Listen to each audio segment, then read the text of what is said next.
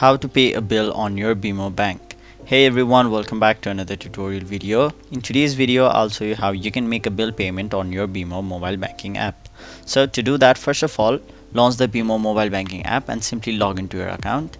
Now once you've logged in, your home page will look somewhat like this, where you'll have to basically tap on the pay and transfer tab, which is on the bottom left side of your screen. After that, tap on the second option, which is bill payments. Now once you've done that, if you already have a payee set up over here, simply tap on them, but if you don't, simply tap on the option add a payee and then you can add a new payee. Now once you've selected your payee, you'll have to first of all choose from which account you will be paying your bill from. After that, enter the amount you'd like to pay. After that, select the frequency and finally the payment date. Now once you've done all of those, tap on the option continue, and then it'll take you to this page where you will see the amount, the payee, from which account you will be sending, and finally the date. If you want to make changes, tap on the option edit, but if you don't, tap on the option confirm payment, and there you have it.